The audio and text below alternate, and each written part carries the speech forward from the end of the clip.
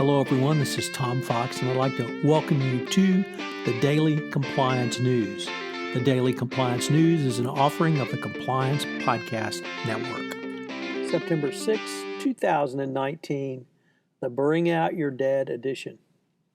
First up, from the Wall Street Journal, Michigan State University is fined $4.5 million for sex crimes reporting failures. This was a record fine by the Education Department following the Larry Nassar abuse scandal. It was violating federal crime reporting guidelines and failing to protect students in relation to the sexual abuse by Dr.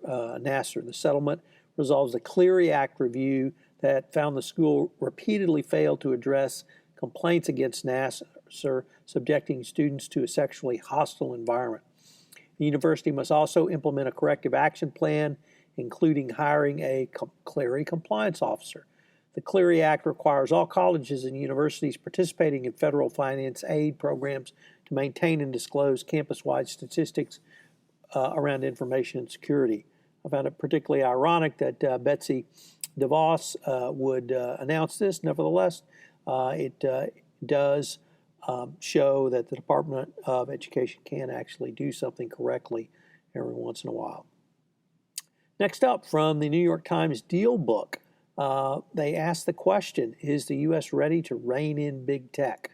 So the critics are after the FTC around the alleged light $170 million fine around Google and its knowing and illegally harvesting children's personal information on YouTube, using it to target ads and then selling it to advertisers. This is the largest FTC fine in this area, but was roundly criticized as being too small. So it's going to be interesting to see which way the FTC goes on this path in the area of their just unremitted criticism. Next up, from the Financial Times, you need some money? Well, if you're at Nissan and you are on the executive leadership team, you just give yourself more money. Apparently, Nissan has found that multiple senior executives receive excess payment as part of a incentive scheme, but they were the ones who set up the payment. It went all the way up to the company's chief executive, who reported the operation of the incentive scheme is different than to what it should have been.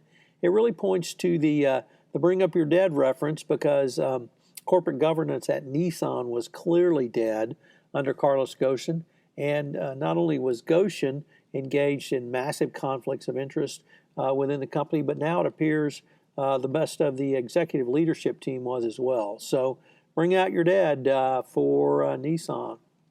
And finally, over on Bloomberg, they report that the former Malaysian Prime Minister Najib Razak attempted to get China to bail out the Malaysian Sovereign Wealth Fund, or 1MDB, by offering cut-rate deals for infrastructure projects in China. This is the first time we've heard specific testimony that the Malaysian PM was trying to sell out to China to get him out of trouble, and it's certainly not going to play well in Malaysia. That certainly points to the difficulty that the Malaysian PM found himself and the Sovereign Wealth Fund in, and clearly shows a level of knowledge and involvement by the Prime Minister Razak that he was not previously admitted to in public. So it definitely plays poorly for him, and it's going to be interesting to see how this trial progresses.